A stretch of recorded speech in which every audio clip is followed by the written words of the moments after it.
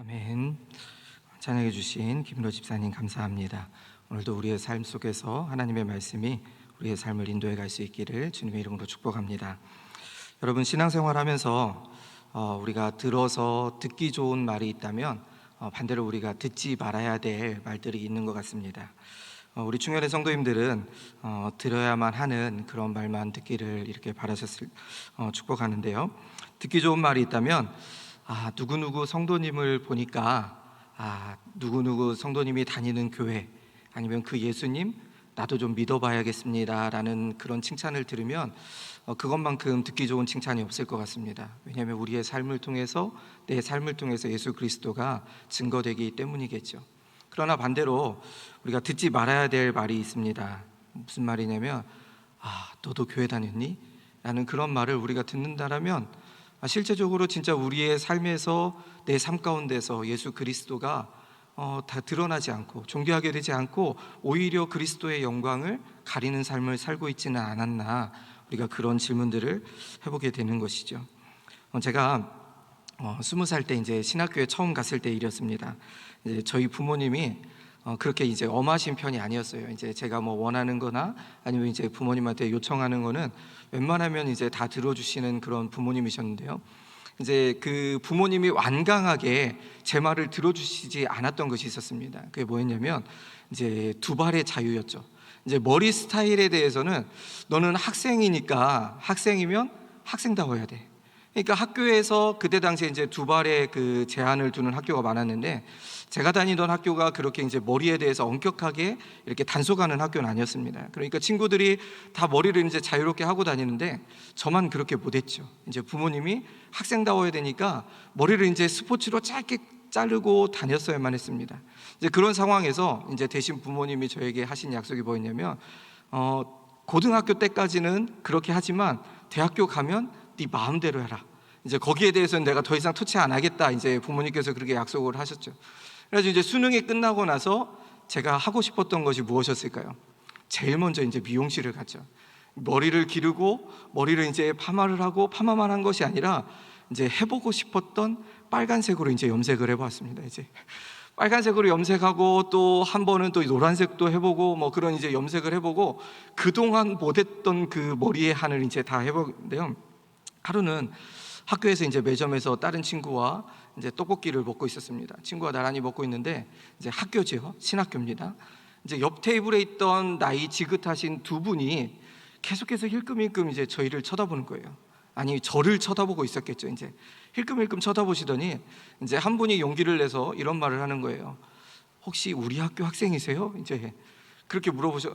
네, 신학과인데요. 이제 그렇게 얘기하니까 할 말을 잃었다는 듯이 이제 자기 쪽으로 이제 고개를 돌리면서 두 분이서 하시는 말씀이 참 많이 변했구나. 이제 그 말씀을 하시는 거예요. 이제 그 얘기를 들으면서 제가 이제 조금 머리를 이제 단정하게 정리했던 그런 기억이 있습니다. 여러분, 코로나가 한창 기승을 부리고 있죠. 오늘 또 1000명이 이제 넘었다라는 안타까운 소식을 듣게 됩니다. 그런데 코로나가 유행하면 유행할수록 손가락질을 당하는 곳이 있습니다. 어디냐면 바로 기독교와 기독교 관련된 단체들이겠죠. 근데 정상적인 상황이라면 이런 코로나가 어디에서 나왔다라는 그 소식을 듣게 될 때 우리는 안타까워해야 되는 것이죠. 그런데 안타까워하는 것이 아니라 오히려 세상은 더 이런 교회와 기독교를 향해서 손가락질을 하게 됩니다. 코로나에 관련해서 이제 기독교에 관련된 자료들을 한번 찾아봤는데요. 코로나가 오늘까지 올해 이제 우리나라의 확진자가 약 한 4만 5천 명이나 됩니다. 근데 4만 5천 명 중에 교회 관련, 기독교 관련, 종교 관련된 확장된 곳이 약 한 97곳이라고 합니다. 이제 97곳이고 그에 따른 확진자가 이제 오늘까지 9,980여 명 된다고 합니다. 이제 곧 10,000명이 되겠죠. 그러니까 사람들이 코로나 하면 교회의 뉴스가 나오면 나올수록, 얼마 전에도 또 강서구에서 한 교회가 터져가지고 안타까운 일을 당했는데, 그렇게 다 나오면 나올수록 교회가 대해서 사람들이 정말 기독교인들 지긋지긋하다, 정말 징그럽게 말 안 듣네, 기독교 집단 이기주의자들, 뭐 그런 여러 가지 표현들을 서슴없이 이 세상 사람들이 하고 있다는 것이죠. 그러면 그런 반응들을 들을 때 우리 기독교인들, 우리의 반응은 어때야 될까요? 그래, 너는 너고 나는 나고 그 소리에 대해서 우리가 무시하고 우리는 우리대로 신앙생활 할란다, 우리가 그렇게 반응해야 될까요? 우리가 꼭 그렇게만 반응하지는 말아야 되겠죠. 왜냐하면 중요한 사실은 교회가, 우리 믿음의 사람들이 이 세상에서 우리 역시도 세상 사람들과 한 곳에서 동일하게 삶을 살아가고 있기 때문입니다. 그렇다면 우리 그리스도인들에게 중요한 것은 이 세속주의가 판을 치고 있는 이 땅 가운데서 우리가 믿음의 사람으로서 살아갈 때에 우리에게 드는 질문이 두 가지가 있겠죠. 하나는 뭐냐면, 어떻게 하면 그 세상 속에서 우리 믿음의 사람들이 살아가는데 그들과 함께 동화되지 않고 그들에게 어울려서 그들의 세속주의에 우리가 빠져들지 않고 우리의 신앙의 정체성, 우리가 하나님 앞에서 거룩함과 그들 가운데 구별됨을 우리가 어떻게 유지하면서 살아갈 수 있을 것인가, 어떻게 신앙생활을 그들 가운데서 흔들리지 않고 견고하게 유지하며 살아갈 수 있을 것이라는 질문을 우리는 해보게 되는 것이죠. 그다음에 이어지는 질문은 그들과 어울리지 않은 가운데서 이제 두 번째 질문은 그들에게 어떻게 하면 우리가 예수 그리스도를 증거할 수 있을까, 우리의 삶에서 그리스도를 어떻게 증거하며 살아갈 수 있을까라는 이 두 가지의 고민들이 우리 믿음의 사람들에게, 특별히 이 시대 가운데, 특별히 코로나가 한창 판을 치고 있는 이때에 우리가 이 질문을 하면서 살아가야 되는 것이죠. 이에 대한 질문을 우리가 오늘 에베소서는 우리에게 분명히 두 가지에 대한 질문을 해주고 있습니다. 그 대답은 먼저 우리가 그리스도 안에서 우리가 누구인지를 분명하게 깨닫는 것이겠죠. 우리가 그리스도 안에서 누구인지를 분명하게 알고 그에 따른 합당한 삶을 살아가는 것이 이 두 가지에 대한 답을 우리는 말씀에서 찾아볼 수 있을 것입니다. 자, 이제 본문으로 우리 좀 더 자세히 살펴보려는데요, 오늘 우리가 읽은 이 에베소서는 내용을 크게 몇 가지로 요약해 보자고 한다면, 첫 번째로 보면 하나님의 놀라우신 구원 계획을 이야기합니다. 그리고 하나님의 그 놀라우신 구원 계획 속에서 교회의 역할, 즉 교회가 그 역할을 제대로 이루어지기 위한 그리스도인들의 도리라고 이렇게 말을 할 수 있겠죠. 그래서 에베소서의 전반부인 1장에서 3장의 내용을 보면 유대인과 이방인이 예수 그리스도 안에서 하나가 되는 것이 하나님의 계획이라고 이렇게 말씀합니다. 그리고 이 그리스도 안에서 하나됨이 이루어지려면 그리스도의 말씀과 그분의 사랑이 온 세상 가운데 널리 퍼져야 된다는 것을 우리에게 말씀하고 있죠. 근데 사람들에게 이 그리스도의 말씀과 그리스도의 그 사랑을 전하는 것이 누구의 역할? 바로 교회의 역할이고, 그 교회의 역할을 감당할 때 그 교회 안에 그리스도의 한 사람 한 사람 성도가 그 부르신 바 안에서 그 뜻을 온전히 이루어가게 될 때 이 세상 가운데 그 역할을 감당할 뿐만 아니라 우리 성도 역시도 개개인 한 사람이 그리스도의 장성한 믿음의 분량에까지 자라게 된다라고 에베소서는 우리에게 종합적으로 말씀해주고 있습니다. 그리고 이어서 4장에서 6장이 오늘 포함되는 본문은 교회가 이 온 세상의 그 화해와 그리스도를 통해서 하나됨을 그리스도의 도구가 되는 사명을 감당하기 위해서 그리스도인으로서 교회에서 뿐만 아니라 이 땅에서의 삶이 우리가 교회의 성도된 한 사람의 신앙인으로서 이 땅에서 우리가 어떻게 살아가야 될 것을 사도 바울이 특별히 교회의 하나됨을 통해서 우리에게 그 삶의 모습들을 보여주고 있죠. 먼저 사도 바울은 오늘 본문 1절에서 이렇게 말씀합니다. 우리 4장 1절 말씀 우리 한 목소리로 함께 읽겠습니다. 시작. 그러므로 주 안에서 갇힌 내가 너희를 권하노니 너희가 부르심을 받은 일에 합당하게 행하여. 아멘. 여러분, 부르심을 받은 일이 무엇일까요? 부르심을 받은 일이란 하나님께서 이루시는 그 하나됨을 위해서 그리스도의 도구로서 하나님께서 우리를 불러주셨다는 사실이죠. 그래서 본문의 그 1차적인 의미는 어쩌면 하나님께서 우리를 부르시는데 그냥 각자에게 있는 성도 개개인 한 사람을 부르신 것을 물론 포함하고 있습니다. 그러나 성도 한 사람을 구원해서 어둠에서 우리를 구원으로 불러주신 그 부르심을 뛰어넘어서 오늘 사도 바울이 이야기하고 있는 것은 너희들을 내가 부르신 이유는, 너희를 부른 이유는 교회를 통해서 부르는데 그 하나님 앞에서 교회가 이 땅 가운데서 세상에서 그리스도를 증거하는 그 일을 위해서 내가 너희들을 불렀다라고 성경은 말씀하고 있는 것이죠. 그래서 예수님께서 그 부르심을 부르고 나서 우리에게 합당하게 행하라고 우리에게 말씀합니다. 그래서 이 하나됨을 통해서 교회뿐만 아니라 성도 한 사람이 그리스도의 장성한 분량에 이르기까지 우리를 통해서 불러주셨는데, 그 일들을 통해서 우리가 합당하게 모든 일들을 행해야 된다라고 성경은 말씀합니다. 즉 사도 바울은 우리가 누구냐고 말씀하면 하나님께 부르심을 받은 한 사람 한 사람이라고 먼저 우리를 이렇게 불러줍니다. 직접적인 의미는 한 사람 한 사람 교회를 통해서 불러주셨지만, 하나님께서는 교회 공동체의 일원으로서 그 모든 일들을 맡겨주시기 위해서 저와 여러분들을 불러주셨다는 것이죠. 특별히 교회에서 뿐만 아니라 우리의 모든 삶에 각처서, 특별히 이 세상에서 살아가고 있는 이때에 우리가 세상과 함께 살아갈 때 그 부르신 일들을 우리가 합당하게 행함으로 말미암아 우리의 신앙의 정체성을 유지할 뿐만 아니라 그들에게 그리스도를 증거하는 그 부르심에 저와 여러분들을 하나님께서는 우리 충현교회를 통해서 그 교회의 성도 한 사람 한 사람을 통해서 우리를 불러주셨다는 사실이죠. 그리고 이에 사도 바울이 이어서 우리에게 합당하게라고 이렇게 말씀합니다. 여기에서 문자적으로 해석하자면 이 합당하다는 뜻은 다른 들보를 하나 더 세운다는 뜻이죠. 무슨 말이냐면 우리의 삶에 또 다른 기준을 한 가지 더 세운다는 뜻을 이야기합니다. 그래서 성도들의 삶이 어떤 기준이나 어떤 범주 안에 들어오는 것이 합당하다는 뜻을 표현하고 있죠.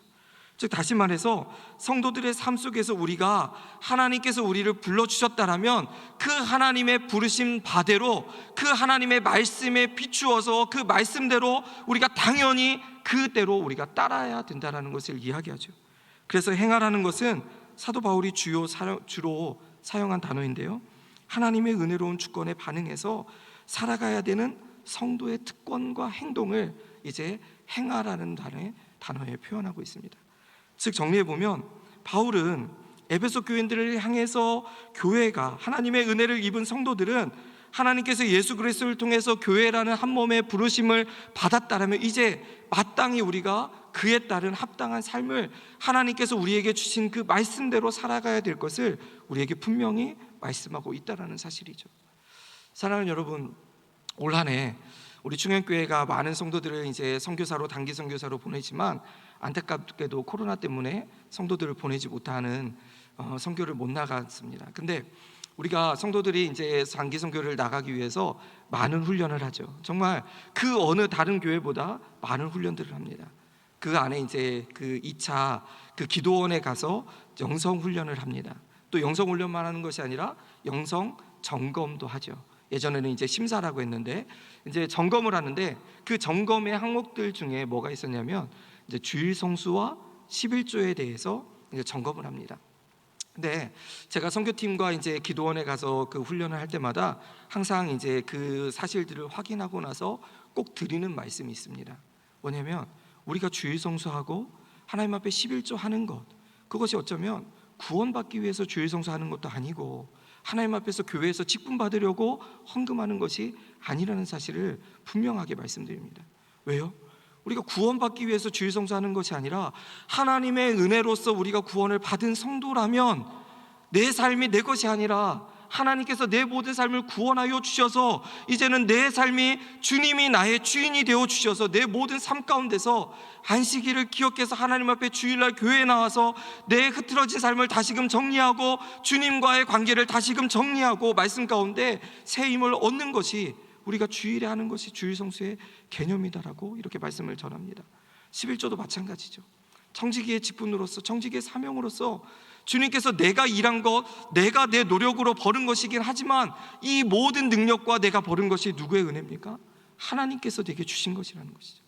그래서 이 모든 것이 하나님께서 주셨기 때문에 내가 가진 그 10의 1조를, 이 모든 것이 주님이 나의 삶의 주인이십니다, 물질도 주님께서 나에게 맡겨주셨습니다라는 신앙의 고백으로 마땅히 드리는 것이죠.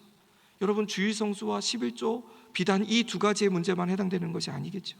구원받은 성도라면, 하나님께서 하나님의 말씀을 우리에게 마땅히 주셨고 그 성도라면 이제는 내 삶 가운데서 내가 주인이 아니라 하나님의 말씀대로 그 삶에 합당한 삶을 살아가는 것이 믿음의 성도들에게, 우리 그리스도인들에게 당연히 행해야 될 그 믿음의 신앙의 도리라는 것을 오늘 이 시간 다시 한번 기억할 수 있기를 축복합니다.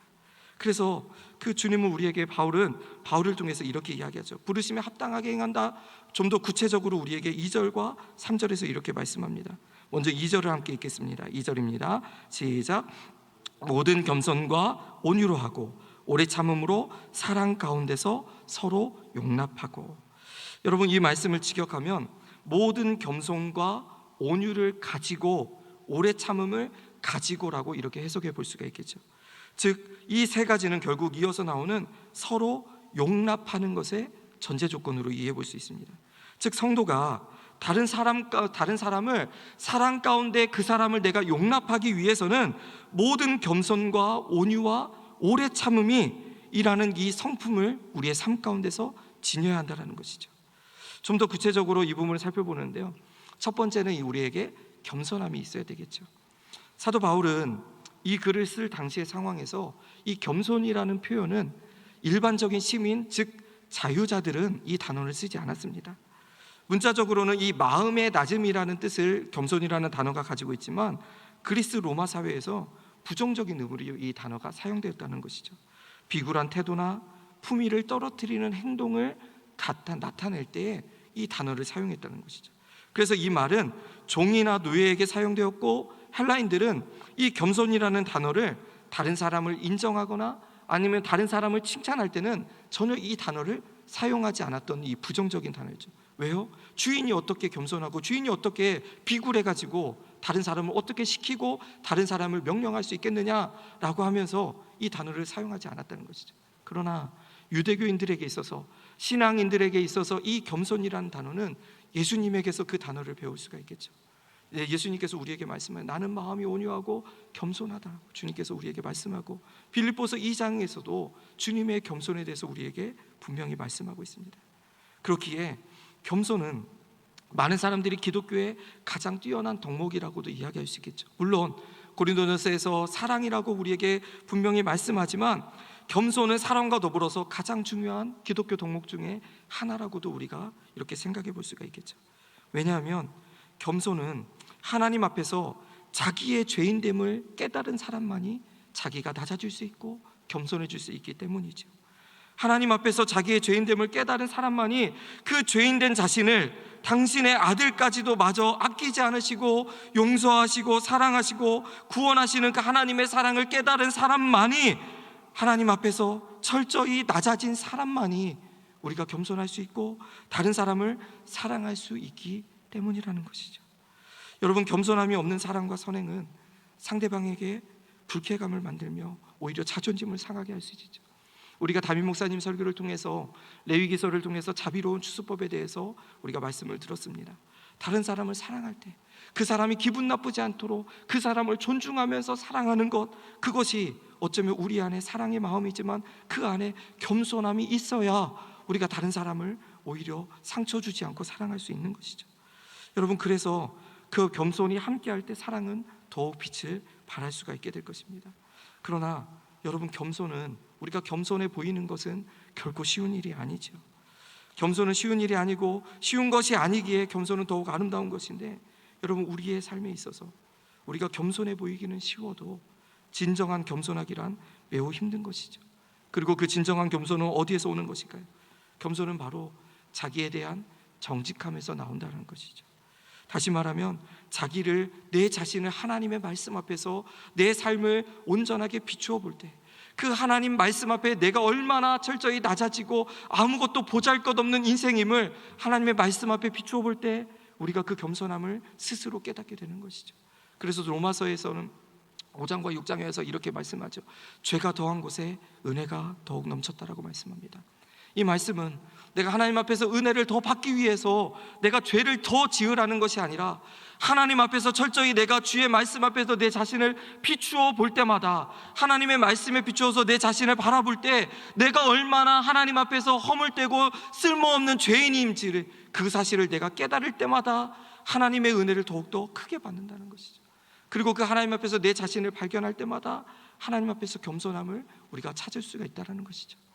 우리 교회에는 이런 성도들이 없을 것이라고 제가 믿지만, 간혹 종종 교회에 가면 이런 분들을 만납니다. 내가 누군데, 내가 진짜 교회에서만 아니면 너는 진짜 사회에서 보면 너는 아무것도 아니라고 하면서 다른 사람들을 종종 무시하는 분들을 보게 됩니다. 여러분, 그러나 물론 맞죠. 사회에서는 그가 가지고 있는 직분과 지위가 아무리 다른 사람들에게 존경을 받고 존중을 받는 자리라 할지라도 교회에서는 그렇게 하면 안 되겠죠.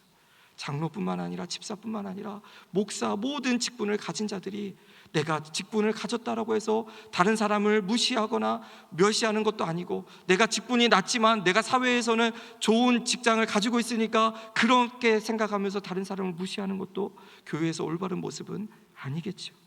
교회에서 하나님 앞에서 자기를 발견한 진정한 모습, 하나님 앞에서 겸손할 때, 우리의 자신을 바로 분명하게 깨달을 때 우리는 겸손하게 될 것이고, 그 겸손을 통해서 다른 사람들에게 이웃을 사랑할 수 있는 그 표현을 우리는 얼마든지 할 수 있을 것입니다. 바라기는 중년의 모든 성도들이 하나님 앞에서 특별히 모든 사람들에게 겸손함을 나타낼 수 있는 주의 사랑하는 모든 자녀들 될 수 있기를 주님의 이름으로 축복합니다. 두 번째로는 부르심에 합당하게 행하며 힘써 지켜야 될 것이 온유라고 사도 바울은 이야기하죠. 겸손은 온유와 겸손이 이제 짝을 이루는데, 온유한 사람은 우리가 볼 때 언제나 손해 볼 것만 같은 그런 모습이죠. 그러나 진정한 승리의 힘이 바로 온유함에서 나온다라는 것이죠. 예수님께서도 그래서 마태복음에 이렇게 말씀합니다. 온유한 자는 복이 있나니 그들이 땅을 기업으로 받을 것이라 말씀합니다. 온유는 무작정 약해가지고 그냥 이렇게 하라는 대로 굴복하는 것이 아니라는 것이죠. 원어적으로 표현하면 중용이라는 단어를 가지고 있습니다. 중립이라는 것이죠. 근데 내가 힘이 없어서 강한데도 못 들어가고 약한데도 못 들어가는 어정쩡한 중립을 이야기하지 않습니다. 오히려 야고보서 사도는 3장 13절에서 위로부터 나오는 지혜와 온유라고 이렇게 표현하고 있습니다. 하나님께서 주시는 이 온유함은 뭐냐면, 내가 어정쩡하게 힘이 없는 것이 아니라 강함을 이야기합니다. 내가 강하지만 그 강함을 내가 사용하지 않고, 또 약함에도 내가 그 강함을 무력으로 이렇게 하는 것이 아니라 지혜를 따라서 내가 그 중립을 지켜가는 것이죠. 그래서 진정으로 온유한 사람은 분노할 때는 또 분노하죠. 그러나 그 분노가 참지 못하는 분노가 아닙니다. 하나님의 진리에서 벗어난, 불의를 보고 분노하는 것이 진정한 온유한 자의 모습이겠죠. 그러나 그 비굴한 모습들이 아니라 진정으로 하나님의 말씀 앞에서 내가 하나님의 말씀을 굳게 붙잡을 때에 그 분노, 불의를 보면서 하나님의 진리를 따라서 그 분노하는 것, 또 미움 때문이 아니라 그 분노하는 것은 하나님께서 주시는 사랑 때문에 분노하는 것이죠. 그래서 우리가 그 온유함을 우리의 삶 가운데서 날마다 느끼며 살아가야 되는 것이죠. 저희 아버님이 이제 이번 주에 약 한 40년을 마치고 이제 그 목회자로서 이제 은퇴를 합니다. 그래서 이번 주에 이제 은퇴 예배를 드리는데요. 이제 그 아버님께서 저에게 이제 목회자의 길을 걷는 아들에게 항상 하시는 말씀이 있었어요. 뭐냐면, 목회하면서 여러 가지 가르침들을 주셨지만 제일 먼저 목회자로서 갖춰야 될 것이 뭐라고 얘기했냐면 온유함이다라고 이렇게 말씀하셨어요. 그리고 특별히 그 온유함 가운데 가장 목회하면서 너가 조심해야 될 것은 성도들과 절대 싸우지 말아라. 성도들과 너가 아무리 성난다고 하더라도, 그것이 정말로 믿음 안에서 성도들이 그 죄악된 길에 빠졌다 할지라도 그것에 대해서 단호하게 뭐라고 하기도 해야 되지만, 가장 중요한 것은 성도들과의 관계 속에서 믿음으로 신앙으로 온전히 이끌어 가야 되는데, 그 가운데 가장 필요한 것이 온유함이다라고 이렇게 말씀을 했었던 기억을 이제 계속해서 신앙사역 사역을 하면서 이제 머릿속에 떠올립니다. 사랑하는 여러분, 우리 안에 이런 온유함이 있기를 축복합니다. 그냥 무적장되고 어중간한 그런 온유가 아니라 하나님의 말씀 앞에서 정말 주님께서 주시는 그 지혜를 따라서 내가 하나님의 진리 앞에서는 내가 단호하고 결단한 그 신앙의 결단이 있는 반면에, 다른 이들에게는 오히려 그 부드러움을 내가 약할 때 그들에게 유하게 대할 수 있는 그런 온유함이 어쩌면 우리 믿음의 사람들에게 성품을 통해서 드러나야 된다는 것이죠. 바라기는 이런 믿음의 그 온유함이 우리 사랑하는 중년의 모든 성도들에게 있기를 주님의 이름으로 축복합니다. 그리고 계속해서 이어서 하나됨을 이루기 위해서 우리가 힘써 지켜야 될 덕목은 바로 오래 참음이라고 이야기하죠. 오래 참음은 성령의 9가지 열매에서도 분명하게 나타납니다. 또한 사도 바울은 이를 통해서 사랑은 제일 먼저 오래 참음이라고 이렇게 말씀하고 있습니다. 고대의 훌륭한 신학자의 한 사람이었던 크리소스톰이 이렇게 이야기합니다. 오래 참음은 복수할 힘이 있으나 안 하는 것이라고 이야기하고 있죠. 그리고 오래 참음은 또 모욕과 증상까지도 참아낼 수 있음을 우리에게 말씀합니다. 그리고 그 오래 참음은 하나님을 닮아가는 것이고, 또 오래 참음은 하나님의 인자하심과 용서하심의 은혜에 우리가 반응해서 오래 참음을 할 수 있는 것이죠. 그냥 내가 무작정되고 참을 인자를 써서 내가 그것을 참아내는 것이 오래 참음이 아니라, 하나님께서 이 땅을 구원하시기 위해서 죄인들을 바라보시면서도 그들이 주께로 돌아오기를 기다리시는 그 하나님의 긍휼하심, 그 하나님의 오래 참으심을 우리가 믿음으로 본받아서 그 하나님의 성품을 따라서 우리의 삶에도 그 오래 참음이 계속해서 드러나야 된다는 것이죠. 그리고 그 오래 참음을 통해서 마지막으로 우리는, 사도 바울이 우리에게 말씀하죠. 사랑 가운데 용납하라고 말씀합니다. 이 용납이라는 것은 포용력을 가지고 깊이 생각하고 견딘다라는 뜻을 가지고 있죠. 그래서 헬라어의 원어를 보면 이것이 이제 중간태의 성격을 띠고 있습니다. 뭐냐면 우리가 능동태, 수동태 뭐 이렇게 영어로 이야기하지만, 이 중간태의 성격을 띠는 것은 내가 스스로 행하는 것을 이야기하고 있죠. 다시 말해서 그리스도인들은 언제나 계속해서 용납해야 하는 의무를 우리가 가져야 되는데, 이것을 마지못해서 하는 것이 아니라 우리 스스로가 자원해서 계속 해야 된다는 것이죠. 그리고 어쩔 수 없이 하는 것이 아니라 내가 직접 의지를 가지고 차이를 이해하고, 다른 사람들이 나와 다르다고 해서 내가 그 사람을 무시하는 것이 아니라, 그 사람 너는 나와 다르니까 나는 너하고 그냥 남남하자, 그것이 아니라 그 사람을 내가 받아들이고 그 사람을 그리스도의 사랑 안에서 내가 더 앞서가서 내가 먼저 찾아가서 그 사람을 이해하고 받아주는 것이 오늘 성경에서 말하는 이 용납, 즉 관용이다라고 표현하고 있는 것이죠. 그리고 이러한 부르심에 합당한 삶을 살기 위해서 바울은 계속해서 3절에서 말씀합니다. 평안에 매는 줄로 성령이 하나 되게 하신 것을 힘써 지키라고 이야기합니다. 사랑하는 여러분, 이 모든 일들을 감당함에 있어서 우리의 힘으로 할 수 없겠죠. 누구의 힘으로 할 수 있습니까? 오직 성령의 도우심으로 하는데, 특별히 오늘 성경은 이 교회의 하나됨과 일치됨을 강조하는 이 본문에서 우리가 그렇게 할 수 있는 것은 나 혼자 힘으로 하는 것이 아니라 성도들 가운데 하나됨으로써 평안에 매는 줄로 하나됨을 지킬 때 그러한 이 모든 일들의 동력이, 근원이 바로 여기에서 나온다라고 성경은 우리에게 말씀합니다. 즉 성도가 믿음 안에서 신앙으로 다른 사람들을 이해하고 섬기며 살아가는 것은 내 힘으로만 할 수 있는 것이 아니라 교회의 믿음의 공동체를 통해서 그리스도 안에서 우리가 함께 성령 안에서 하나로 묶여질 때 교회가 하나됨 뿐만 아니라 세상 속에서도 우리가 세상과 섞이지 않고 오히려 그들에게 교회를 통해서 그리스도의 복음을 온전하게 전할 수 있다라고 사도 바울은 우리에게 분명히 말씀하고 있는 것이죠. 그래서 4장의 전체적인 내용을 살펴보면 계속해서 반복되는 단어가 바로 하나라는 단어가 계속해서 반복되고 있는 것을 우리는 발견하게 됩니다. 사랑하는 성도 여러분, 말씀을 정리합니다. 오늘날 이 시대 가운데 우리는 그리스도인으로서 이 세상에서 속해서 살아가고 있습니다.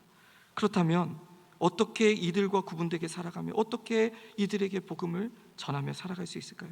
그것은 바로 우리의 삶의 모든 관계의 중심에 그리스도의 사랑이 있음을 기억할 수 있기를 축복합니다. 우리는 나와 차이가 별로 없는 이웃을 사랑하기는 쉽죠. 왜냐하면 저 사람과 나와 공통점이 같으니까 우리는 그 사람을 쉽게 이해하고 쉽게 사랑할 수가 있습니다. 그러나 여러분들의 삶의 방식과 또 내 신앙의 교회 안에서 신앙의 방식과 다른 사람을 만날 때 여러분들은 어떻게 반응하십니까? 그들도 진정으로 그리스도의 사랑으로 섬길 수 있습니까? 아니면 교회에서도 그 심지어 삶의 자리에서도 저 사람이 나와 다르니까 나는 저 사람을 사랑할 필요가 없어라고 하면서 그 사람을 무시하며 그 사람을 상종을 하지 않는 그런 우리의 나약한 신앙의 모습이 있지는 않는지 우리의 삶을 다시 한번 점검해 볼 수 있기를 축복합니다. 결국 바울은 에베소서 5장 2절에서 이렇게 말씀합니다. 우리 한 장 넘겨서 에베소서 5장 2절 말씀 읽겠습니다. 5장 2절입니다. 시작. 그리스도께서 너희를 사랑하신 것 같이 너희도 사랑 가운데서 행하라. 그는 우리를 위하여 자신을 버리사 향기로운 제물과 희생 제물로 하나님께 드리셨느니라. 사랑하는 여러분, 하나님의 사랑을 받은 자녀답게 하나님의 사랑으로 살아가라고 사도 바울은 우리에게 이렇게 권면합니다. 이 세상에서 살아가면서 그리스도의 사랑을 본받으라는 부름이고 우리가 상대를 이해하고 그 차이를 이해하고 넘어서려고 힘껏 노력할 때, 또 그들에게 그 희망을 보여줄 때, 상대를 존중하고 귀하게 여길 때, 그들과의 화해를 추구하고 비로소 우리가 그 사랑의 본을 보일 수 있을 때에 우리는 이 세상에서 우리의 신앙의 정체성을 지킬 뿐만 아니라 그 가운데서 그들에게 그리스도의 사랑과 그리스도를 증거할 수 있을 것입니다. 그리고 이 예수님 역시 이 하나님과의 엄청난 거리를 가로질러서 우리를 하나님과 화해시키셨던 그 사랑을 우리가 다시 한번 이 오전에, 이 시간에 기억할 수 있기를 축복합니다. 사랑하는 성도 여러분, 하나님께 내가 받은 부르심이 무엇일까요? 하나님께 특별히 우리 교회가 받은 부르심이 무엇일까요? 그 부르심에 우리의 삶이 합당하게 살아가고 있는지, 하나님 없이 소망 없이 비참한 가운데 살아가고 있는 나를 구원하여 주셔서 우리에게 그 특별한 사명을 맡겨주심을 기억하셔서 우리의 삶에서 모든 사람들에게 겸손과 온유함과 오래 참음과 서로 용납하는 이 사랑의 실천이 우리의 삶 가운데서 또 우리 충현교회 가운데 날마다 넘쳐날 수 있기를 주님의 이름으로 간절히 축복합니다. 기도하겠습니다. 존귀하신 아버지 하나님, 아무것도 내세울 것 없는 우리지만 그리스도의 사랑 안에서 우리를 불러주시고 우리에게 귀한 사명들을 맡겨주심을 감사합니다. 하나님, 우리가 이 땅에 살아가면서 정말로 세상의 소금과 빛의 역할을 감당하고자 또 우리의 삶에서 다른 사람들을 이해하며 겸손함과 온유함과 오래 참음과 사랑으로 용납함이 우리의 삶에서 늘 끊이지 아니하도록 마땅히 행해야 되는 삶임을 기억하며 믿음의 실천을 이어갈 수 있는 저희들 되게 하여 주시옵소서. 이 모든 말씀 예수님의 이름으로 기도하옵나이다. 아멘.